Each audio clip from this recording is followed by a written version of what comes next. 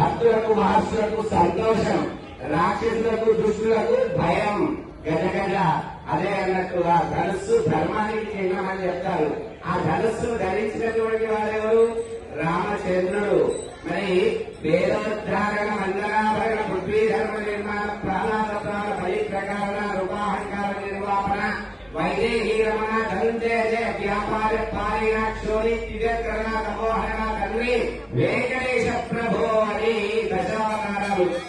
ఆ దశావతారాల్లో మనుష్యుడిగా పుట్టినటువంటి వాడు మర్చిపోలేనటువంటి అవతారం, స్మరించకుండా ఉండడం సాధ్యం కానటువంటి అవతారం ఏదైనా ఉంది అని అంటే అది కేవలం రామావతారం మాత్రమే. ఆ రామ అవతారంలో ఒక సామాన్య మానవుడు కాదు ఏ మానవుడు పడలేనటువంటి కష్టాలను పడ్డాడు మన రామచంద్రుడు. అన్ని కష్టాలు పెట్టబడి కూడా తను విడిచిపెట్టలేనటువంటిది ఏమిటి అంటే ధర్మం మాత్రమే. ఆ ధర్మాన్ని పట్టుకుంటే ఒక మానవుడు ఈ విశ్వమంతా ఎలా ఎదుగుతాడో చూపించినటువంటి అవతారము రామావతారము.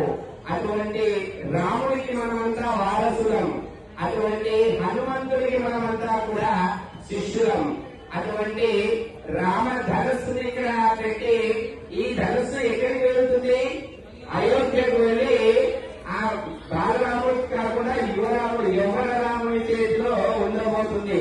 దాన్ని చూసేటటువంటి సౌభాగ్యం కలిగించినందుకు మా భక్తుల తరఫున ధన్యవాదాలండి. మరొక్కసారి మరి ధనుస్సు అంటే నాకు ఒక పద్యం గుర్తొస్తుంది.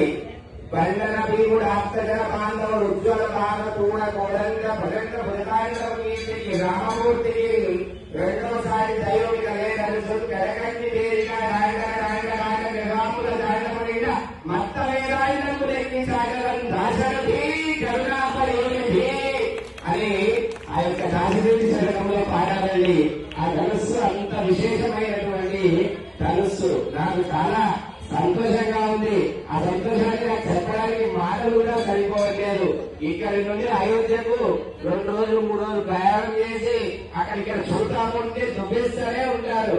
అటువంటిది మనం ఎంతసేపు చూసినా కానీ చాలా అలాగే అద్భుతంగా ఉన్నటువంటి రామ భారత దర్శనం నిజంగా మనం పులకించిపోయాము ఈ భక్తిలో అనేటటువంటిది నాకు అనిపిస్తుంది.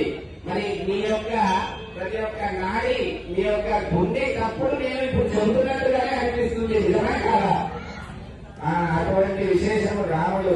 మరి ఆ రాముడి లోపల ఉన్నటువంటి విశేషం ఏమిటి అని అంటే అమ్మ కౌశల్యాదేవి చెబుతుంది, రామ నువ్వు అంతఃపురంలో ప్రతిరోజు భోగాలు అనుభవించావుగా, అప్పుడు నువ్వు ఈజీగా ధర్మాన్ని అనుసరించావు.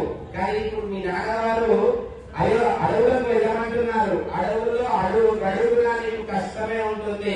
మరి నువ్వు ఎలా ధర్మాన్ని ఆచరిస్తావో ఇప్పుడు నీకు అసలైనటువంటి పరీక్ష రామా అని తల్లి చెబుతుంది. అంటే తల్లి అంటే ఎంత ప్రేమ ఉంటుందో చూడండి. అటువంటి సమయంలో కూడా నీకు ధర్మం తప్పే అవకాశం వచ్చినా కానీ తప్పకు రామా అని చెప్తుంది. ఆయన అవతారం ముడిచేటప్పటికీ కూడా ఆ తల్లికి కొడుకే కాబట్టి తల్లి అటువంటి బుద్ధులతో చెబుతుందట. మరి మీరు ఇక్కడ చూసుకుంటే విశేషంగా మనము ఈ కాలంలో అంతర్జాతీయ మహిళా దినోత్సవాలను జరుపుకుంటున్నాం. మరి అంతర్జాతీయ మహిళా దినోత్సవంలో విశేషంగా వివిధ రంగాలలో ప్రతిభ సాధించినటువంటి వారి పేర్లను గుర్తు చేసుకుంటున్నాం. మరి అంతర్జాతీయంగా రాణించిన మహిళల కంటే భారతదేశంలో అంతఃపురంలో ఉండి త్యాగం చేసినటువంటి మహిళలే ఎక్కువగా ఉన్నారు భారతదేశంలో. ఆమె ఎలా ఉంటుందంటే ఈ కాలంలో బాగా చదువుకో